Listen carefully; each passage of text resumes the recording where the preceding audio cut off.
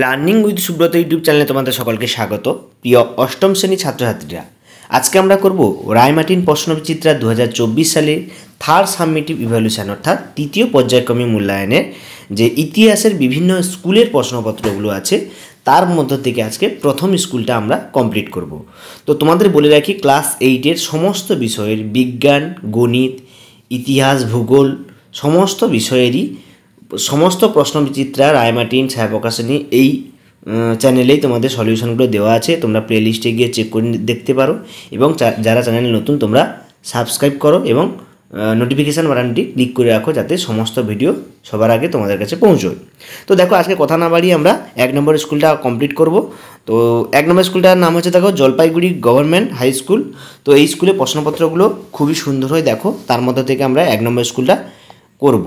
তো একে দাগে প্রশ্ন কী বলেছে দেখো, 1793 খ্রিস্টাব্দে জেলাগুলি দেখভাল করার জন্য পুলিশ থানা ব্যবস্থা চালু করেন। পুলিশ থানা ব্যবস্থা চালু করেন কে? এখানে অনেকগুলো অপশান দেওয়া আছে, যার মধ্যে অপশান বি হবে লর্ড কর্নওয়ালিস। 2-এর দাগেটা দেখো, 1784 খ্রিস্টাব্দে কলকাতা এশিয়াটিক সোসাইটি প্রতিষ্ঠা করেছিলেন কে? তাহলে 1784 খ্রিস্টাব্দে কলকাতা এশিয়াটিক সোসাইটি প্রতিষ্ঠা করেছিলেন কে? না উইলিয়াম জোন্স। উইলিয়াম জোন্স হবে সঠিক অ্যান্সার। এরপরটা দেখো কি বলেছে, হিন্দু মেলা প্রতিষ্ঠাতা কে? হিন্দু মেলা কে প্রতিষ্ঠা করে? না এখানে অ্যান্সার হবে দেখো নবগোপাল মিত্র। হিন্দু মেলা প্রতিষ্ঠা করে কে? নবগোপাল মিত্র। এরপরটা দেখো বোম্বাইয়ে প্রার্থনা সময়, দেখো আগে করার ইংরেজদের সময়কালে মুম্বাইকে বোম্বাই বলা হতো, তো সেই নামটাই থেকে গেছে। বোম্বাইয়ে প্রার্থনা সমাজ যে সমাজ সংস্কার উদ্যোগ নিয়েছিলেন তার নেতৃত্বে দিয়েছিলেন কে? না আত্মারাম পাণ্ডুরঙ্গন। এখান থেকে পরীক্ষায় আলাদাও প্রশ্ন আসে যে প্রার্থনা সমাজ কে প্রতিষ্ঠা করেন, এই প্রশ্নটা একটু আলাদা রকমভাবে ঘুরিয়ে দিয়েছে। এরপরে দেখো আমরা 262 নম্বর পেজে চলে যাব। ইতিহাসে তোমরা দেখতে পাচ্ছ 262 নম্বর পেজ। তো এই পেজের যে প্রশ্নপত্রগুলো আমরা করব, তার আগে বলে রাখি যে এমসিকিউ টোটাল 15টা প্রশ্ন দিয়েছে। তো সেই 15টা প্রশ্ন আগে আমরা করব, তারপরে এসএকিউ এবং লং কোশ্চেনে যাব।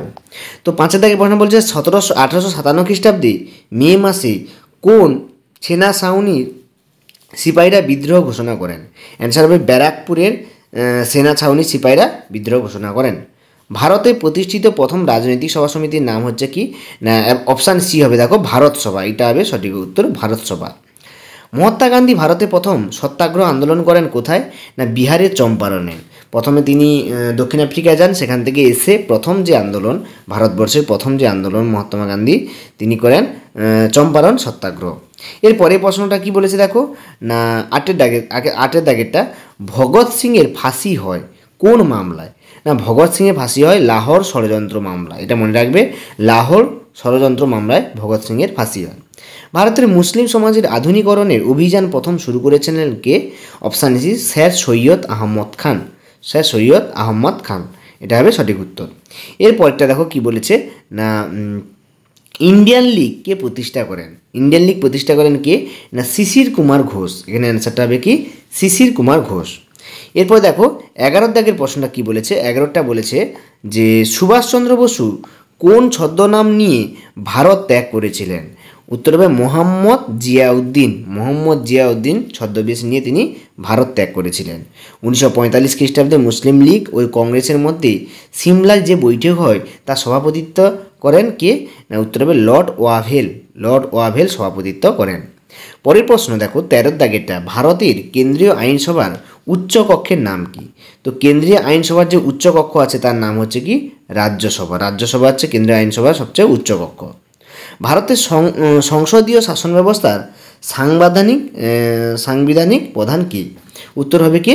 না সাংবিধানিক প্রধান হচ্ছে রাষ্ট্রপতি। শাসন ব্যবস্থা সবার উপরে আছে রাষ্ট্রপতি। ভারতীয় সংবিধানের নির্দেশমূলক নীতিগুলি নেওয়া হয়েছে কোথা থেকে? না আয়ারল্যান্ড থেকে। আয়ারল্যান্ডের যে সংবিধান সেইখান থেকে নেওয়া হয়েছে। এরপরে আমরা দেখো শূন্যস্থান পূরণে চলে যাব। টোটাল 5টা শূন্যস্থান পূরণ দিয়েছে দেখো 5 নাম্বারের, সেইগুলোর অ্যান্সার একটা একটা করে আমরা করব। তো 2-এর দাগে দেখো শূন্যস্থান পূরণগুলো কী কী দিয়েছে সেইগুলো প্রথমে করব। তো প্রথম প্রশ্ন বলেছে দেখো যে 1767 খ্রিস্টাব্দে ড্যাশ ভারতে সার্ভেয়ার জেনারেল হিসাবে নিযুক্ত হন? উত্তর হবে জেমস রেনেল। 2-এর দাগেটা বলেছে ড্যাশ কলকাতা মাদ্রাসা প্রতিষ্ঠা করে আরবি ও ফার্সি ভাষাচর্চার উদ্যোগী নিয়েছিলেন ওয়ারেন হেস্টিংস বা লর্ড ওয়ারেন হেস্টিংও বলতে পারো, শুধু ওয়ারেন হেস্টিংও বলতে পারো। 1907 খ্রিস্টাব্দে জাতীয় কংগ্রেস ড্যাশ অধিবেশন সভাপতি নির্বাচন দিয়ে নরমপন্থী বনাম চরমপন্থী চূড়ান্ত রূপ নেয়। উত্তর হবে সুরাট অধিবেশন। ড্যাশের নেতৃত্বে 1930 খ্রিস্টাব্দে 18 এপ্রিল চট্টগ্রাম অস্ত্রাগার লুণ্ঠন হয়। উত্তর হবে মাস্টারদা সূর্য সেন। এখানে ছোটো জায়গা ছিল বলে আমি সূর্য সেন লিখেছি। 1932 খ্রিস্টাব্দে ব্রিটিশ প্রধানমন্ত্রী ড্যাশের ঘোষণায় সাম্প্রদায়িক বাটোয়ারার কথা বলেছিলেন। উত্তর হবে রামসে ম্যাকভেলি।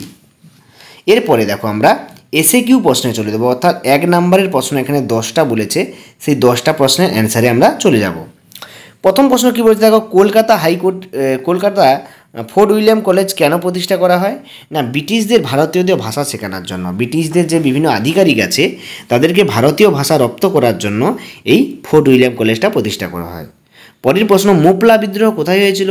না, মোপলা বিদ্রোহ হয়েছে দক্ষিণ ভারতের মালাবার উপকূলে। কোথায়? মালাবার উপকূলে। এরপরটা দেখো, মহাবিদ্রোহের সময়ে আমি একটু জুম করে দেখাচ্ছি তোমাদের। মহাবিদ্রোহের সময় সিপাহীরা কাকে ভারতের সম্রাট হিসেবে ঘোষণা করেছিলেন? দ্বিতীয় বাহাদুর শাহকে ভারতের সম্রাট হিসেবে ঘোষণা করেছিলেন। পরের প্রশ্ন দেখো, কত খ্রিস্টাব্দে বঙ্গভঙ্গ রোধ হয় এবং ভারতের রাজধানী কোথায় সরিয়ে নিয়ে যাওয়া হয়? উত্তর হবে 1911 খ্রিস্টাব্দে। ভারতের রাজধানী আগে কলকাতা ছিল, সেখান থেকে দিল্লিতে নিয়ে যাওয়া হয়, আবার দিল্লি থেকে এখন হয়ে যায় নতুন দিল্লি। ঠিক আছে, তো 1911 খ্রিস্টাব্দে বঙ্গভঙ্গ রোধ হয়, এবার রাজধানী সরিয়ে নিয়ে যাওয়া হয় বা কলকাতা থেকে দিল্লিতে। অলিন্দ যুদ্ধ কবে হয়েছিল? না, 1930 খ্রিস্টাব্দে 8ই ডিসেম্বর। 1930 খ্রিস্টাব্দে 8ই ডিসেম্বর। কত খ্রিস্টাব্দে সরকারি ভাষা হিসাবে ফার্সির বদলে ইংরেজিকে স্বীকৃতি দেওয়া হয়?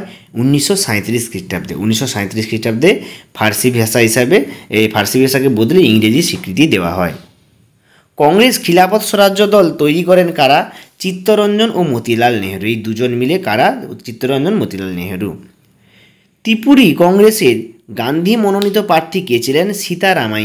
সীতারামাইয়া ছিলেন গান্ধী মনোনীত প্রার্থী।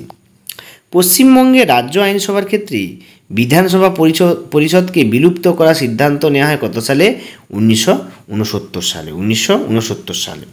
পরের প্রশ্ন দেখো কি বলেছে, নাগরিকদের মৌলিক কর্তব্য কবে এবং সংবিধানের কততম সংশোধনের মাধ্যমে অন্তর্ভুক্ত করা হয়? এখানে 42তম সংশোধনের